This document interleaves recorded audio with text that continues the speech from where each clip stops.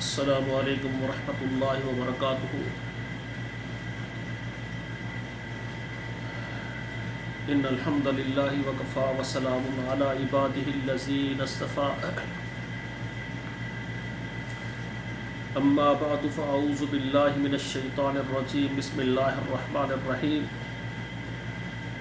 فاعلم انہ لا الہ الا اللہ۔ معزز ناظرین کرام، آج کے اس درس میں ارکان اسلام کے متعلق گفتگو ہوگی۔ سیدنا عبداللہ بن عمر رضی اللہ تعالی عنہما اس حدیث کے راوی ہیں۔ فرماتے ہیں رسول اللہ صلی اللہ علیہ وآلہ وسلم نے فرمایا، بنی الاسلام علی خمس، شہادت ان لا الہ الا اللہ وان محمدا عبدہ ورسولہ، واقام الصلاۃ وایتاء الزکاۃ وصیام رمضان والحج۔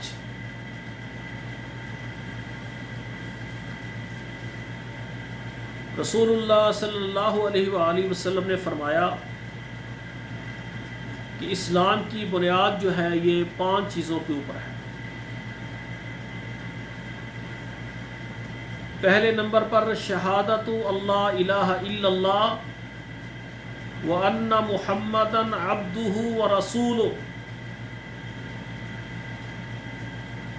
اس بات کی گواہی دینا کہ اللہ کے علاوہ کوئی الہ نہیں ہے، وَأَنَّ مُحَمَّدًا عَبْدُهُ وَرَسُولُهُ، اور محمد صلی اللہ علیہ وآلہ وسلم اس کے بندے ہیں اور اس کے رسول ہیں۔ اب دیکھیں، پہلی بنیادی چیز سب سے پہلے اللہ کی توحید، کہ اللہ کے علاوہ کوئی الہ نہیں اور محمد صلی اللہ علیہ وسلم اس کے رسول ہیں، اس کے بندے ہیں۔ دوسرے نمبر پر ہے وہ اقام الصلاۃ، نماز قائم کرنا، نماز کو اپنے وقت کے اوپر ادا کرنا، پابندی کے ساتھ پڑھنا۔ تیسرے نمبر پر ہے ایتاء الزکاۃ، زکوٰۃ دینا۔ چوتھے نمبر پر ہے وصیام رمضان، رمضان کے روزے رکھنا۔ اور 5ویں نمبر پر ہے والحج، بیت اللہ کا حج کرنا۔ یہ 5 ارکان ہیں، ہر مسلمان کے لیے ضروری ہے کہ ان 5 ارکانوں کو پورا کرے۔ اب اس کی وضاحت، پہلے نمبر پر جو ہے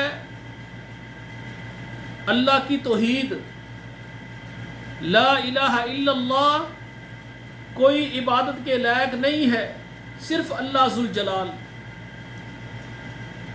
اب دیکھیں، عبادات بے شمار ہیں، مکمل ان کی تفصیل ہے شریعت میں۔ جتنے بھی نیک اعمال ہیں سب عبادات میں آتے ہیں، یہ سب اللہ ذوالجلال کے لیے۔ معافی مانگنا، کوئی بھی اچھا عمل کرنا، خرچ کرنا، دعا مانگنا، اپنی ضرورت کے وقت پکارنا، پریشانی میں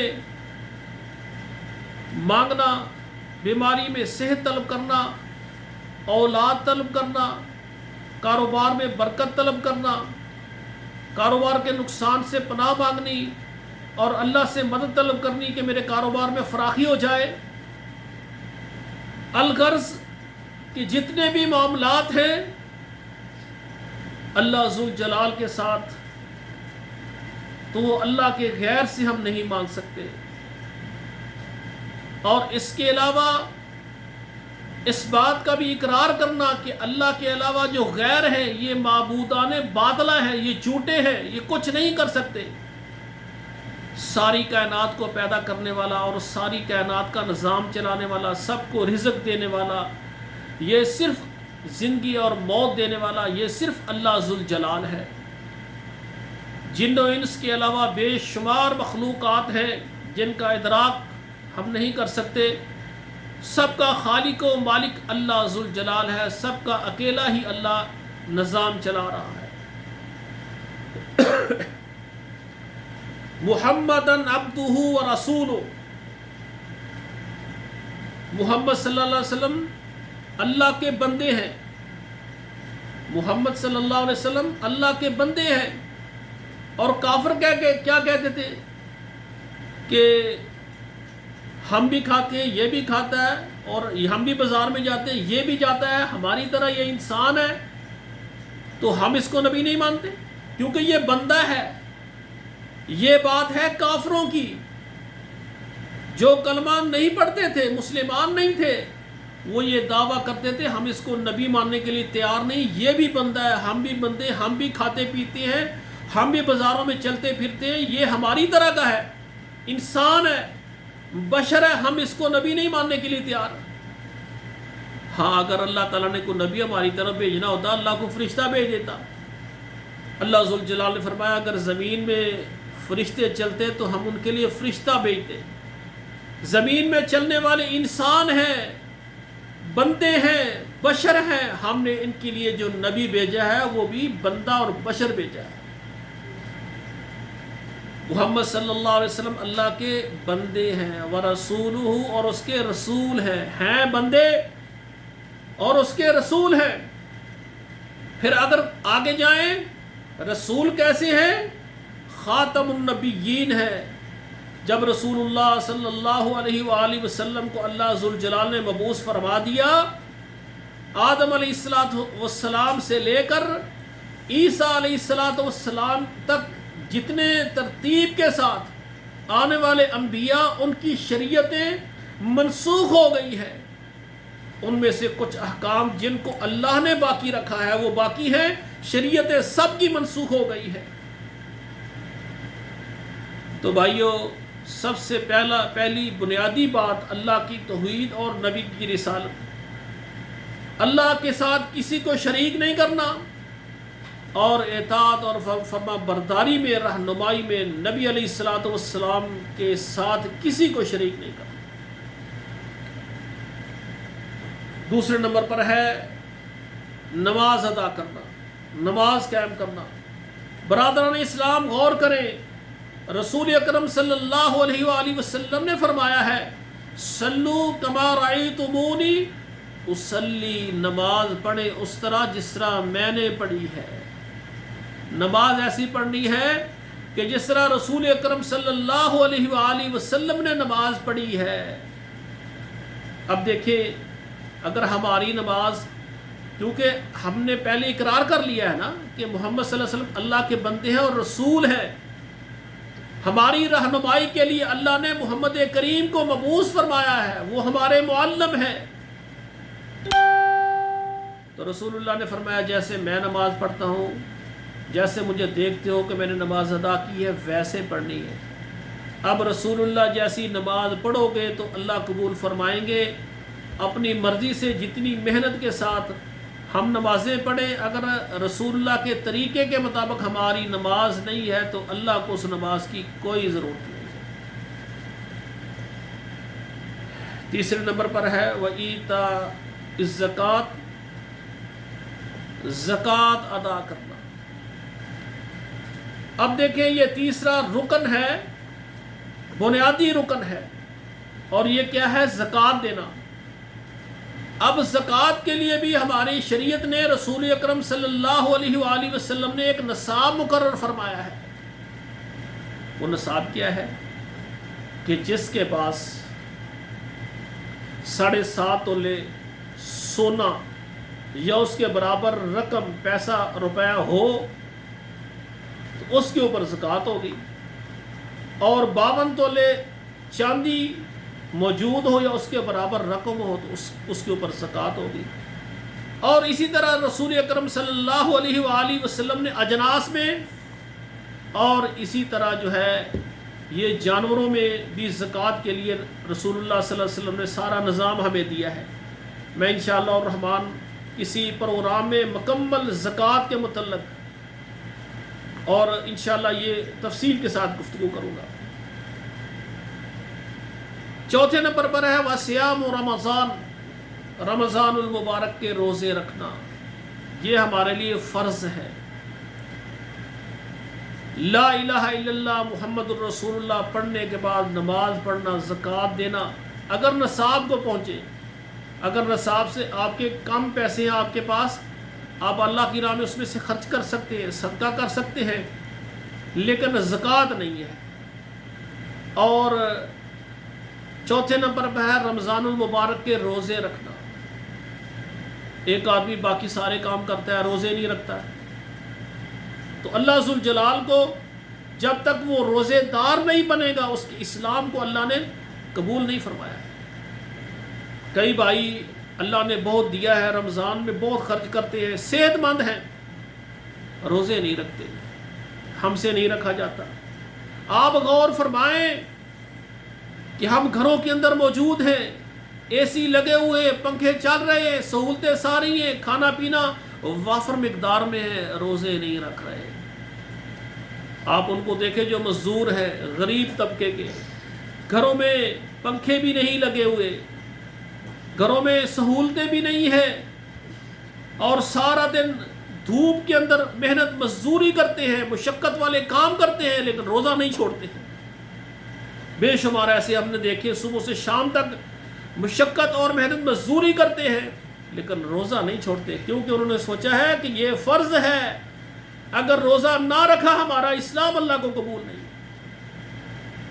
تو اس لیے میرے ایسے بھائی جن کو اللہ نے صحت سے نوازا ہے، وہ رمضان کے فرضی روزے رکھیں۔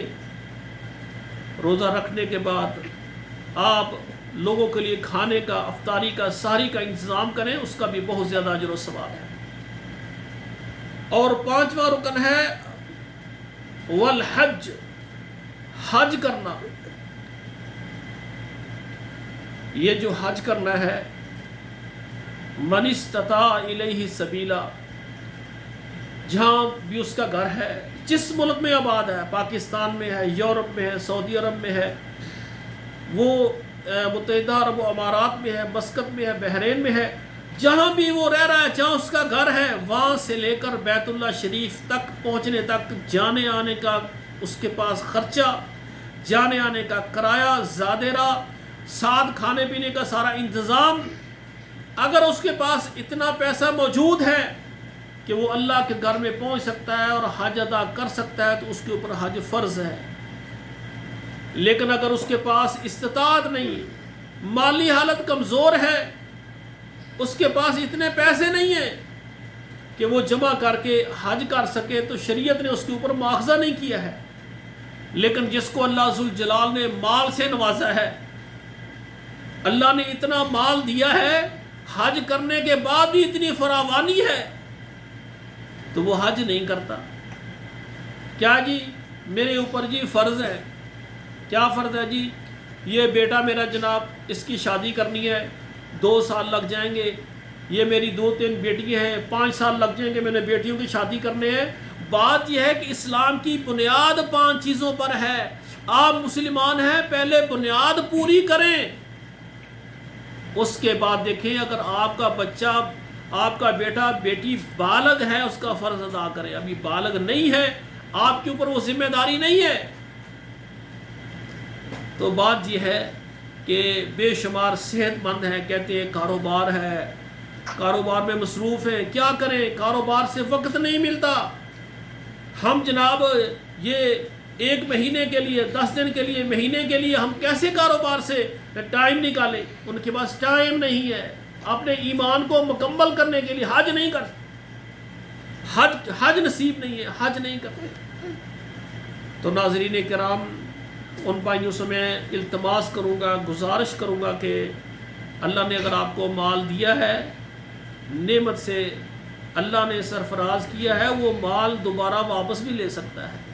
تو کیوں نہ ہو آپ اللہ کے گھر میں حاضر ہوں، اپنے مال کو خرچ کریں، اور پھر کیا ہوگا، حج کرنے سے ساری زندگی کے سارے گناہ بھی معاف ہو جائیں. اور الحمدللہ جن بھائیوں نے بھی حج کیا ہے، جب بیت اللہ میں حاضر ہوئے ہیں، کعبہ شریف کو سامنے دیکھا ہے، اور منا گئے ہیں، عرفات گئے ہیں، مزدلفہ گئے ہیں، جمرات کو کنکریاں ماری ہیں، اور جنہوں نے پھر یہ سارا منظر اپنی آنکھوں سے دیکھا ہے، حج ادا کیا ہے، تو پھر ان کی خواہش ہوتی ہے یا اللہ ایک بار آپ نے فرض کیا ہے تو ہماری چاہت ہے ہم ہر سال کریں. میری دعا ہے کہ ہمارے بہن بھائی پوری دنیا میں جنہوں نے حج ادا نہیں کیا، اللہ سب کو استطاعت عطا فرمائے، اور جنہوں نے حج کیے ہوئے اللہ ان کے حجوں کو قبول فرمائے. سامعین کرام، ناظرین کرام، یہ اسلام کی بنیادی چیزیں آپ کے سامنے، بنیادی ارکان میں نے رکھے ہیں، ان کو پورا کرنا ہر مسلمان کے لیے ضروری ہے. قرآن مجید میں سورۃ الاعراف ہے، اللہ ذوالجلال فرما رہے ہیں وَلَوْ أَنَّ أَهْلَ الْقُرَىٰ آمَنُوا وَاتَّقَوْا لَفَتَحْنَا عَلَيْهِمْ بَرَكَاتٍ مِّنَ السَّمَاءِ وَالْأَرْضِ. اللہ کہتے ہیں اگر بستی والے ایمان لے آئے، جو ایمان لے آتا ہے اس کے لیے یہ بنیادی جو رکن ہے 5 ان کو پورا کرنا لازم ہے، ضروری ہے. فرمایا ایمان لے آئے، واتقوا اور ڈر جائیں، لفتحنا علیہم برکات من السماء والارض، فرمایا میں ان کے لیے آسمانوں سے زمینوں سے برکتیں نازل کر دوں گا. ولکن کذبوا، لیکن جنہوں نے ہمیں جھٹلا دیا، فاخذناہم بما كانوا یکسبون، ان کے گناہوں کی وجہ سے ہم نے ان کو پکڑ لیا. افامن اہل القری، بستی والے بے خوف ہیں، ان یاتیہم باسنا بیاتا وہم نائمون، وہ رات کو سوئے ہوئے، اللہ کہتے ہیں ہمارا عذاب آ گیا، وہ بالکل ختم ہو گئے. اوامن اہل القری ان یاتیہم باسنا ضحی وہم یلعبون، فرمایا بستی والے صبح کو کھیل تماشا کر رہے ہیں اور ہمارا عذاب آ گیا اور وہ تباہ و برباد ہو گئے. افامنوا مکر اللہ، کیا یہ لوگ، یہ قومیں اللہ کی تدبیروں سے بے خوف ہیں؟ اللہ کے عذابات سے ڈرنا چاہیے. فلا یأمن مکر اللہ الا القوم الخاسرون، تو جو اللہ کی تدبیریں ہیں، اللہ کے عذابات ہیں، ان سے صرف جو خسارہ پانے والی جو قوم ہے وہ بے خوف رہتی ہے. جو مسلمان ہیں ہر وقت استغفار کرتے ہیں کہ کہیں اللہ ذوالجلال ہمارے گناہوں کی وجہ سے ہمارے اوپر عذاب نازل نہ کر دیں. تو ناظرین کرام، یہ اسلام کے بنیادی ارکان آپ کے سامنے رکھے ہیں، ان کو ہر بھائی ہر بہن پورا کرنے کی کوشش کرے. اقول قولی ھذا استغفر اللہ لی ولکم ولسائر المسلمین فاستغفروہ انہ هو الغفور الرحیم.